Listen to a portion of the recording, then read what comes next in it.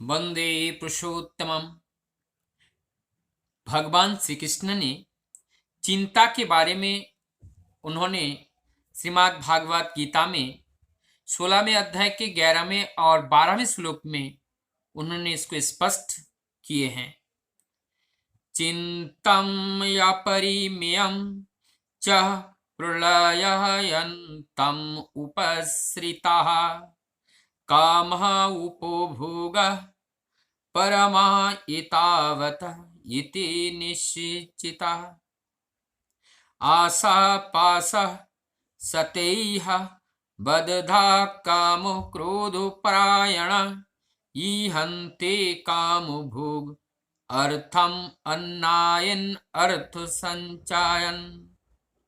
अर्थात उनका विश्वास है कि इंद्रियों की तुष्टि ही मानव सभ्यता की मूल आवश्यकता है। इस प्रकार मरण काल तक उनको अपार चिंता होती रहती है। वे लाखों इच्छाओं के जाल में बंधकर तथा काम और क्रोध में लीन होकर इंद्रिय तृप्ति के लिए अवैध ढंग से धन संग्रह करते हैं। परम दयाल श्री ठाकुर जी कहते हैं, कर्म नहीं चिंता सत्य पिच्छल पूर्ण नरक पथ। और इस चिंता के बारे में, चिंता को एंजाइटी, टेंशन, डिप्रेशन, ये सब का मिला जुला एक टर्मिनोलॉजी है। जब हम इसके बारे में सोचते हैं तो हमें ये पता चलता है कि ये एक प्रकार का बाई प्रोडक्ट है जो सता ही इस शरीर में उत्पन्न होता है। तो ये कैसे उत्पन्न होता है, क्यों उत्पन्न होता है, इसको हम कैसे दूर कर सकते हैं, ये सारे चीज के बारे में हम सरलता से विचार करेंगे। जो हमारे जीवन को खोखला बना देता है ये जो चिंता है, और हम विभिन्न रोगग्रस्त हो जाते हैं। तो इसको हम समझेंगे एक सरल सा उदाहरण के माध्यम से। हम सभी ने गन्ना देखे हैं, गन्ने के रस निकालते हैं, कढ़ाई में डालकर उनको बॉयल किया जाता है और उसमें झाग निकालती हैं, और झाग में सारे गंदगियां होती हैं, मैल होती हैं। जब तक वो झाग पूरी तरह से बाहर नहीं किया जाता है तब तक वो गुड़ नहीं बनता है। एकदम ठीक इसी प्रकार से जिस प्रोसेस के माध्यम से गुजर करके एक रस गुड़ में तब्दील होता है, ठीक उसी प्रकार से ये चिंता की जो उत्पत्ति होती है हमारी देह के अंदर, ये एक मैल की तरह, एक झाग की तरह होती हैं। और जब तक वही गन्ने की रस की भांति जो झाग निकाल के बाहर करते हैं, उस तरीके से ये चिंता को जब तक हम अपने देह से बाहर नहीं कर पाते हैं तब तक हम अच्छे मनुष्य नहीं बन सकते हैं। और इस चिंता की जो दिशा है उसको हमें बदलना होगा, उसके ऊपर कमांडिंग करना पड़ेगा। लेकिन वो जो हमारा जो कॉम्प्लेक्स है, वो कॉम्प्लेक्स हमारे ऊपर कमांड करता है, हमारे ऊपर हमारी शरीर को सब सब कराता है। और वो कौन है? हमारे अंदर जो ज्ञानेंद्रिय और कर्मेंद्रिय हैं। ये ज्ञानेंद्रिय और कर्मेंद्रिय का जो इंपल्स प्राप्त होता है ये वातावरण से प्राप्त होते हैं, और वातावरण से ये सारे इंपल्स को प्राप्त करके इसको जो हमारे इंद्रिय हैं वो इंद्रिय इसको रिसीव करते हैं।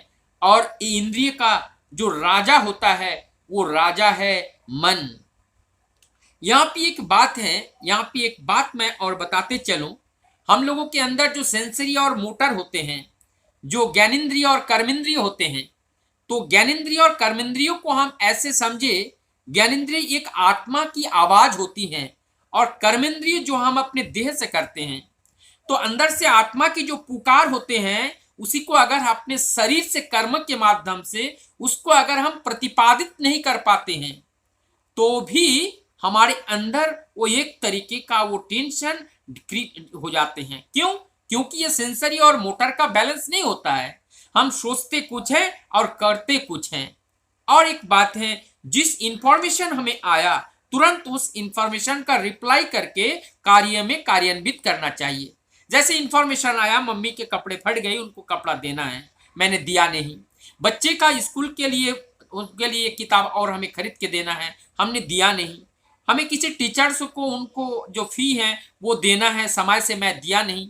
तो ये सारी जब हम जो रिसीव करते हैं उस इम्पल्स को सही समय पे जब हम उसको रिलीज नहीं करते हैं तो जो हमारा जो वर्क लोडिंग है एक एक करके एक के ऊपर एक बढ़ता जाता है, जिससे एक बोझ की उत्पन्न हो जाती है, जिससे हमारा जो टेंशन और जो डिप्रेशन, एंजाइटी ये बढ़ जाती हैं। अब हम इसको एनालाइज करेंगे, वैज्ञानिक दृष्टि से देखने की प्रयास करेंगे। ज्ञानेंद्रिय और विवेक को जो बैलेंस करने के लिए चाहिए एक स्ट्रॉन्ग लीडरशिप, और इसका लीडरशिप कौन करता है? इसका लीडरशिप करता है वो मन। और ये मन का भी एक मैनेजर होता है, जो मैनेजर उसको कंट्रोल करता है। और ये मैनेजर कौन है?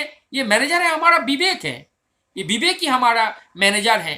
लेकिन इस विवेक के ऊपर भी एक कंट्रोलर बैठे हुए हैं, जिसको हम आत्मा कहते हैं, और आत्मा को भी एक नियंत्रण करते हैं जो परमात्मा है उसको। तो ये परमात्मा कहाँ मिलेगा? परमात्मा है सब जगह पे, लेकिन दिखाएगा कौन? दिखाएगा सदगुरु। और सदगुरु मिले तो प्रवृत्ति की घेरा को तोड़कर हम बाहर आ सकते हैं, तभी चिंता मुक्त हो सकते हैं, नहीं तो कोई और रास्ता इस दुनिया में नहीं है। वंदे पुरुषोत्तम।